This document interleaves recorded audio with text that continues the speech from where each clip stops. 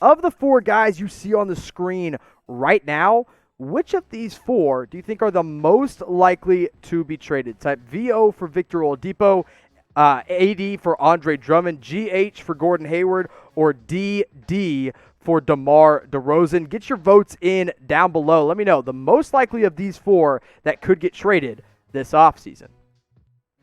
Andre Drummond has had some drama in Cleveland ever since he got moved there from the Detroit Pistons. The Cavs are not sold on giving him long-term money, as I recently reported on Chat Sports, and he also has a big-time player option at $28 million. But apparently, the Celtics are keeping a close eye on what's going on with Andre Drummond and the Boston Celtics, and they might look to make an off-season trade for him if he should become available. Now, Drummond has always put up big numbers. He has always been one of the league's best rebounders, and he's always scored in double-digit figures since he got drafted to the Detroit Pistons. The problem is, he has never contributed to winning. He has always put up these big numbers on bad teams, and a lot of people just say they're empty stats. Now, don't get me wrong, 17 points and 15 rebounds per game is hard to come by, and it's not normal, but the reason he's not winning games is because he's not really adjusting his game to fit today's NBA. In an NBA where big men need to shoot and run the floor, Drummond is slow and can't stretch the floor at all. That's why he's been such an awkward fit everywhere he's gone. But the Celtics are at least interested because they don't have a true big man. Now, if you're a Celtics fan, you got to subscribe to our new Celtics channel, chatsports.com/CelticsTV.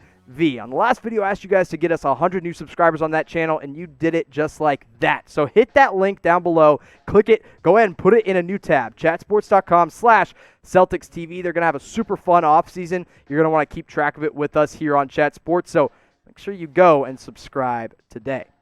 Now, if the Celtics were to offer a trade for Andre Drummond, I think it could look something like this. The Celtics get Drummond, duh. And the Cavaliers, I think you got to start with Gordon Hayward to make the money work. You throw in Vincent Poirier because if you don't have the flying Frenchman in there, then you have too many centers on your roster.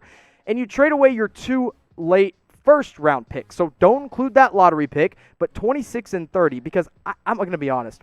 Drummond's trade value, I just don't think is that high right now.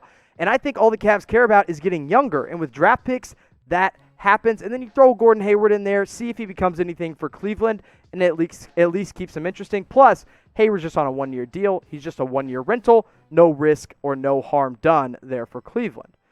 If you get Drummond on this Boston team, I mean, on paper, this team should do a lot of damage. You got one of the best point guards in Kemba Walker, although he had a tough playoff showing. That's okay. Apparently, Brad Stevens says he was dealing with a lot at that time. You got to throw Marcus Smart into the starting lineup there, even though they like him coming off the bench.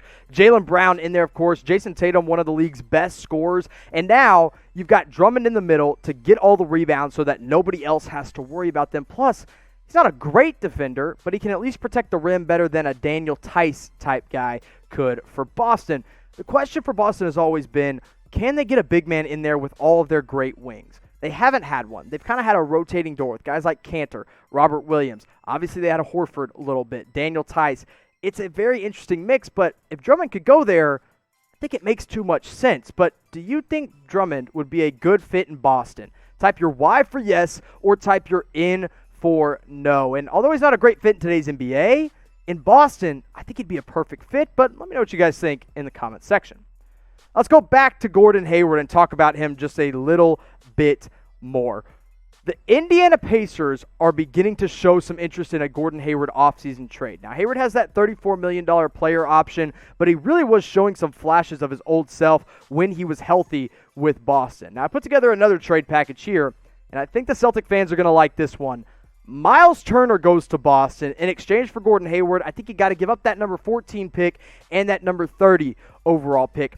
Look, the Pacers have always kind of been back and forth on what they're going to do with Myles Turner. Is he a fit with Sabonis or isn't he? Boston has always had its eye on Myles Turner, who would be a much better fit at the center position than Andre Drummond is because he can shoot and he is a true rim protector. And if you can get him in a trade for Gordon Hayward, I don't think Boston should have any trouble giving up that number 14 and that number 30 pick to offload Hayward's contract and bring in a center that fits today's NBA so well. I love this idea of Myles Turner going to Boston, and I think Gordon Hayward to Indiana makes some sense as well. His numbers last year when healthy was 18 points per game and 38% from three. Not bad, but, nothing that's crazy, so that's why you have to include those draft picks as well to entice Indiana to do this deal. But you saw my trade idea. I want you guys to let me know who you think would say no to this one. So it's basically Gordon Hayward and a couple nice picks for Myles Turner and a second rounder. So who says no?